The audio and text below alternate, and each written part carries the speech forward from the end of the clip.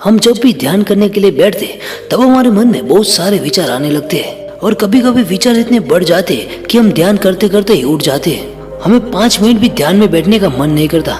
लोगों को लगता है कि ये तो बहुत पकाऊ काम है, लेकिन दोस्तों इस कहानी को सुनने के बाद मैं आपको गारंटी देता हूँ आपको सब समझ में आ जाएगा कि आखिर ध्यान करना इतना जरूरी क्यों है। एक समय की बात है, एक छोटे से गाँव में एक लड़का रहता था जिसका नाम उमंग था। उमंग बचपन से बहुत जिज्ञासु था। उसका मन अक्सर बेचैन रहता और उसे किसी न किसी चीज की तलाश रहती थी। उसे यह जानने की तीव्र इच्छा थी कि जीवन का असली अर्थ क्या है। एक दिन उमंग ने गांव में एक साधु से सुना कि बुद्ध भगवान पास के एक जंगल में ध्यान सिखाने आ रहे हैं। उमंग का हृदय खुशी से भर गया और उसने निश्चय किया कि वह बुद्ध से मिलने जाएगा और उनसे ध्यान की कला सीखेगा।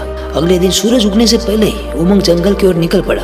कुछ घंटों की यात्रा के बाद वो एक शांत और सुंदर स्थान पर पहुंचा जहाँ बुद्ध अपने शिष्यों के साथ ध्यान कर रहे थे। उमंग ने आदर पूर्वक बुद्ध के चरणों में प्रणाम किया और अपनी इच्छा व्यक्त की। बुद्ध ने उमंग की ओर देखते हुए मुस्कुराया और कहा, मुझे पता है कि तुम आओगे, तो तुम्हें ध्यान का सही अर्थ समझने के लिए सबसे पहले तुम्हें अपने मन को शांत करना होगा।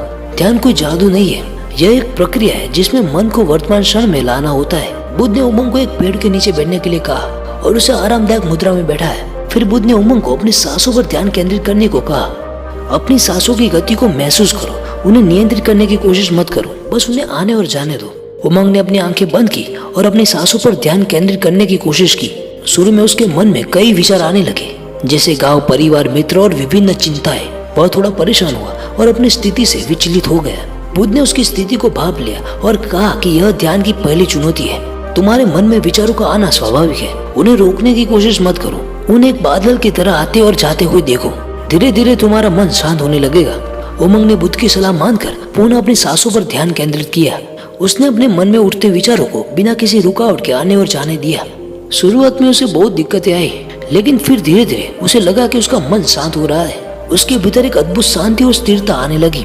कुछ दिनों तक उमंग ने बुद्ध के साथ ध्यान की प्रैक्टिस की। हर दिन वो अपने मन को और अधिक शांत और स्थिर पाता। एक दिन ध्यान के दौरान उसे एक गहरी अनुभूति हुई। उसे ऐसा महसूस हुआ जैसे उसने अपने भीतर के असली आनंद को पा लिया हो। उसका सारा भ्रम और बेचैनी धीरे धीरे समाप्त हो गए और जीवन के सच्चे अर्थ की समझ आने लगी। ध्यान का यह अनुभव उसके लिए अत्यंत महत्वपूर्ण था।